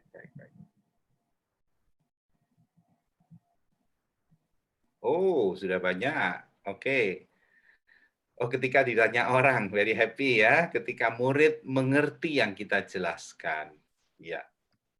Anak menjadi lebih tenang. Wow, banyak sekali ya. Menjadi lebih tahu materi. Ketika anak menemukan potensi diri mereka. Ketika anak menemukan potensi diri, ya, kemudian lebih sabar. Oke. Bapak Ibu bisa kita lihat bersama-sama ya di sini. Siswa menunjukkan perubahan. Wah, itu luar biasa ya. Saya tunjukkan di sini ketika anak berhasil melewati masa-masa yang tidak menyenangkan. Disayang anak didik ya Bapak Ibu, saya kemarin share ada satu pengalaman guru yang muridnya itu mengungkapkan we love you. Wah, itu jadi satu kebanggaan yang luar biasa bagi kita semua ya, melihat anak bertumbuh ke arah yang baik, kemudian ketika anak bangga menjadi guru kita, kemudian bisa lebih sabar ya, menjadi tempat curhat ya Bapak Ibu. Kemudian menolong anak yang sedang bermasalah. Oke, ya itu ada banyak hal Bapak Ibu, kita semuanya punya pengalaman itu yang membanggakan. Saya kira Bu Dani tadi sharing ada hal-hal apa yang bisa kita record sebagai hal yang membanggakan, karena itu menjadi sumber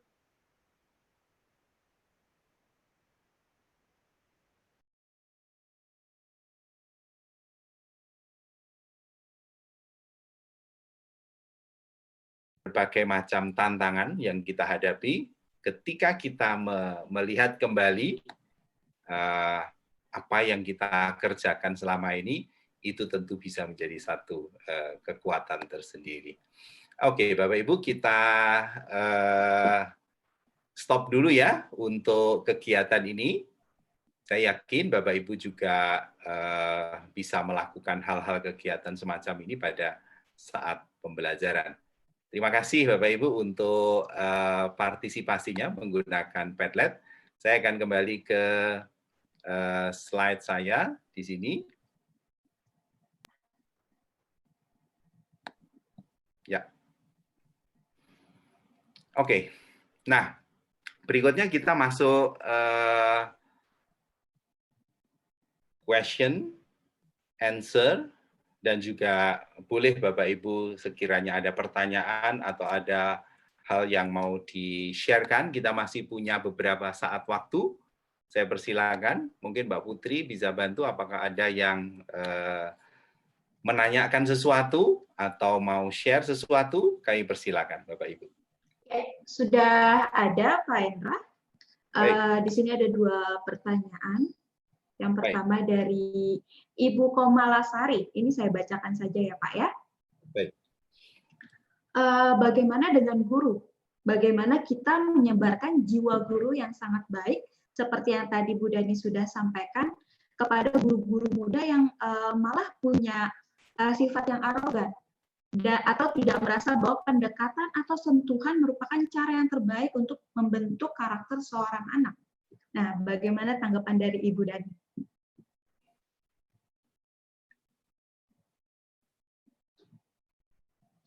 Masih di mute, Ibu? Bu Dani masih mute, bisa di-unmute. Ya, sebelum saya menjawab ini, saya tadi kayaknya membaca Bu Tanti. Ya, Bu Tanti. Memiliki hati untuk mengajar,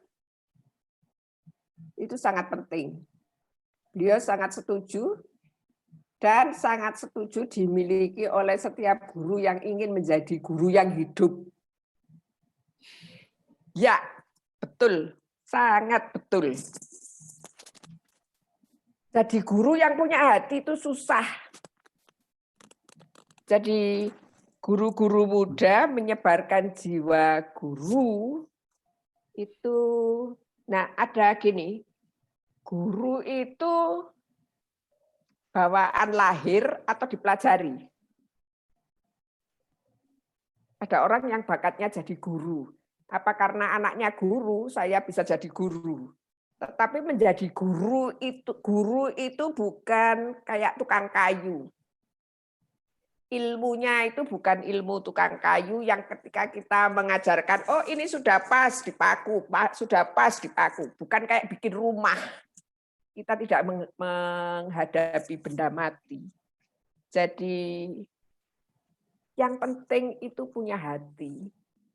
Punya hati itu ya enggak penting kalau enggak ada keterampilannya. Makanya Mentari Group bikin program transformasi guru itu supaya gurunya punya hati, gurunya juga punya keterampilan. Hati itu harus diasah. Jadi mau menyebarkan jiwa guru itu tidak disebarkan. Yang pertama, guru-guru yang senior itu harus memberi contoh bahwa orang mengajar itu harus punya hati. Karena yang kita urus itu anak manusia. Wong 5 orang anaknya bapak saya 5 orang itu punya 5 karakter, apalagi lain bapak, lain ibu satu kelas 20 orang, 30 orang itu sama sekali berbeda dan semua mereka datang dengan segala macam problematika mereka. Jadi kayak apa menyebarkannya? Nah, itu tadi kita memberikan inspirasi kepada orang-orang muda yang menjadi guru, menjadi contoh, bisa berdiskusi. Bukan kalau kita guru, saya guru ya tidak akan mengatakan, hei kamu itu guru muda, kamu gini, menyalahkan mereka. Mereka malah denial, menolak tentang itu semua. Tetapi mari kita bekerja bersama-sama, ayo kita belajar mencintai anak. Mengajar itu kunci pembukanya itu adalah cinta. Mengasihi diri sendiri dulu dan mengasihi anak-anak. Persoalannya begini, Bapak Ibu, saya tidak menyalahkan kalau banyak guru yang tidak punya hati seperti guru. Saya orang perguruan tinggi, saya menyalahkan lembaga pendidikan, tenaga kependidikan itu dalam beberapa dekade terakhir itu terlalu mekanistis. Yang diajarkan itu adalah metode, tetapi lupa menyentuh bahwa guru itu juga harus disentuh hatinya dulu supaya dia bisa menyentuh hati murid-muridnya. Saya sudah menawarkan beberapa kali program ke universitas supaya jurusan keguruan. Jadi ada fakultas MIPA, tapi di situ juga ada pendidikan MIPA, matematika. Nah, yang jadi guru sama jadi ahli matematika, pendidikannya sama. Yang jadi guru itu harus ditambahi pelajaran atau pengembangan tentang kepribadian. Kalau guru itu tidak selesai dengan dirinya sendiri, maka dia tidak akan bisa berhubungan dengan baik dengan murid-muridnya. Ini yang harus kita sentuh. Nah, cara nyentuhnya kayak apa? Saya kira programnya Mentari ini yang saya kira mestinya diikuti. Sayangnya ini daring. Kalau tidak daring itu saya diminta ini, saya akan mengubah dengan cara bukan dengan diceramai seperti sekarang ini, tetapi ada proses yang bisa mengubah orang-orang muda itu bisa punya hati untuk bisa mengajar dengan hati. Begitu Bu Komalasari. Jadi cara menyebarkannya kita memberikan contoh bagaimana kita berhubungan dengan siswa yang senior-senior dengan cara yang seperti ini kita berhasil kok. Artinya kita. Nah, pada umumnya kan yang muda-muda itu merasa hebat dengan aspek kognisinya. Saya hebat mengajar matematika, saya hebat mengajar IPS, saya hebat mengajar bahasa Inggris, tapi guru bahasa Inggris yang judes, guru matematika yang judes, guru IPS yang judes, lupa bahwa yang dihadapi ini adalah anak manusia.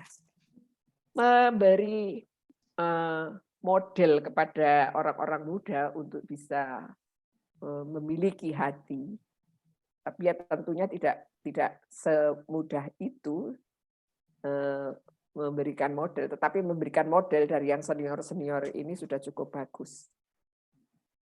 Ada lanjutannya, Mbak Putri? Ya, baik, terima kasih. Itu tadi pertanyaan dari Ibu Komalasari sudah terjawab ya, Ibu ya. Kemudian boleh satu pertanyaan lagi ya, Pak Endra dan Bu Dani? Ya, boleh. Ini ada dari Ibu Denok. beliau menyampaikan seperti ini, jika guru itu memiliki passion, maka guru akan menjalani dengan bahagia, meskipun orang lain melihat guru tersebut sudah berkorban, begitu. Bagaimana jika guru yang menjalani profesinya tidak memiliki passion, atau hanya berorientasi pada finansial? Jadi nggak mau repot begitu, Bu Dani.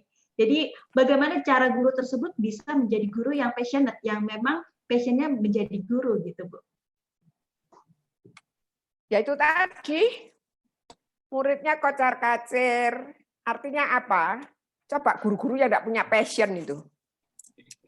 Kalau ditanya, saya sebetulnya kalau itu di pengembangan kepribadian, saya selalu menanyakan kepada para guru itu, guru-guru yang Anda kenang sebagai guru yang mencintai Anda, dan guru-guru yang tidak Anda sukai dan Anda ingat sampai seumur hidup Anda. Saya tuh baru reuni SD, Bapak Ibu, saudara-saudara. Lah kok saya itu ketemu guru kelas 3 SD saya yang suka nyubit muridnya. Jadi itu tahun berapa ya? 61 mungkin. 50 tahun yang lalu. Oh, enggak 50, lebih. Itu guru itu. Jadi anak bergerak sedikit, itu selama setahun di kelas 3 itu saya menderita.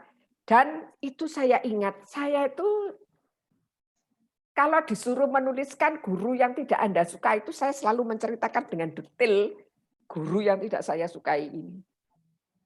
Lah kok ketemu di reuni, mati saya.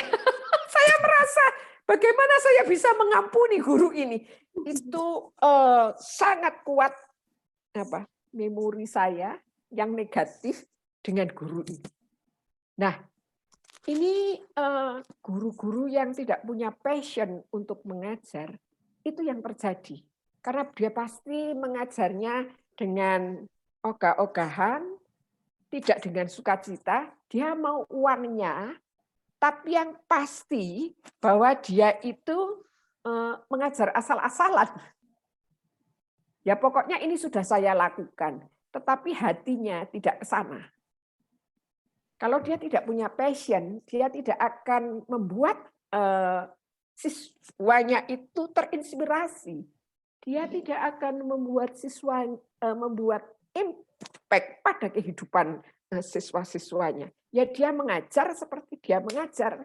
Ya kalau tukang masak ya dia harus ngulek, dia harus goreng itu, tetapi tidak memberikan impact pada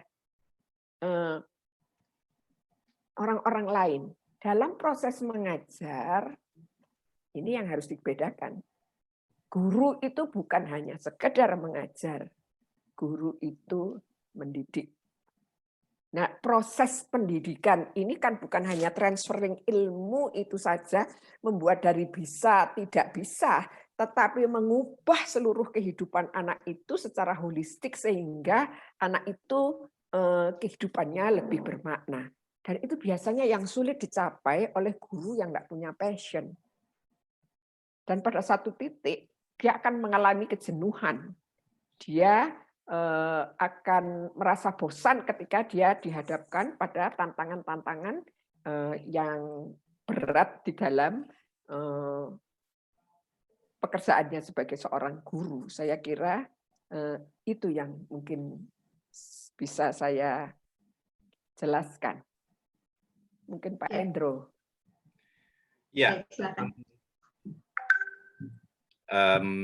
saya coba share kembali slide saya ya Bapak Ibu. Jadi saya setuju Bu Dani, berdasarkan pengalaman saya pun bahwa passionate itu sangat penting ya Bapak Ibu. Karena kalau kita tidak punya passion, tidak punya istilahnya, nggak punya hati untuk mengajar, maka apapun yang kita lakukan itu berdampak kepada murid-murid kita. Nah, karena memang esensinya mengajar itu, ya, the heart of teaching is actually teaching with the heart.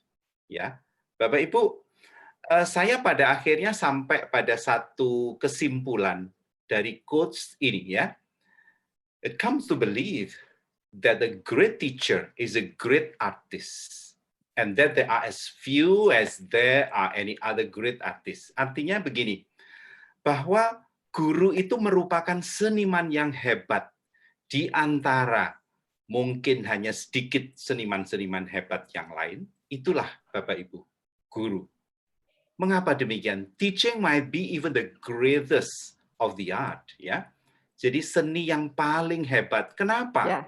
Karena mediumnya itu adalah human mind and spirit. Yap, Tugas betul. kita yang utama itu adalah crafting mind and the spirit.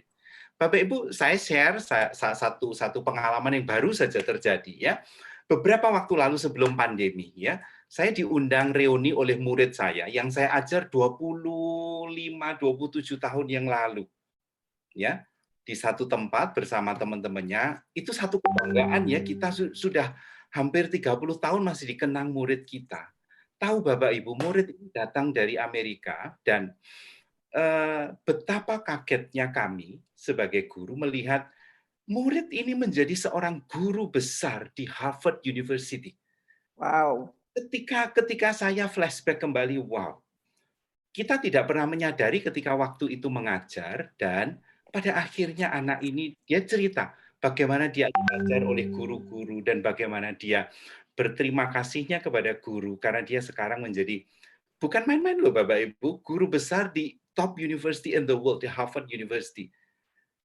Tanpa kita sadari ya, sekian lama kita memberikan dampak kepada murid-murid kita. That's the essence of education. Ya, the heart of teaching is teaching of the heart. Dan ingat Bapak Ibu, tugas kita mengajar itu, saya bisa simpulkan itu sebagai the greatest art in the world. Sekali lagi karena mediumnya itu adalah soal hati dan jiwa kita. Oke, kita bisa akhiri sampai di sini ya. Saya kembalikan kepada Mbak Putri. Terima kasih Bapak Ibu, semoga bermanfaat. Dan Bapak Ibu selamat karena saya kira Bapak Ibu punya pengalaman yang membanggakan. Teruslah upayakan itu supaya Bapak Ibu kita semua bisa menginspirasi banyak orang dan memberikan dampak kepada murid-murid kita. Selamat sore, terima kasih. Kembali ke Mbak Putri.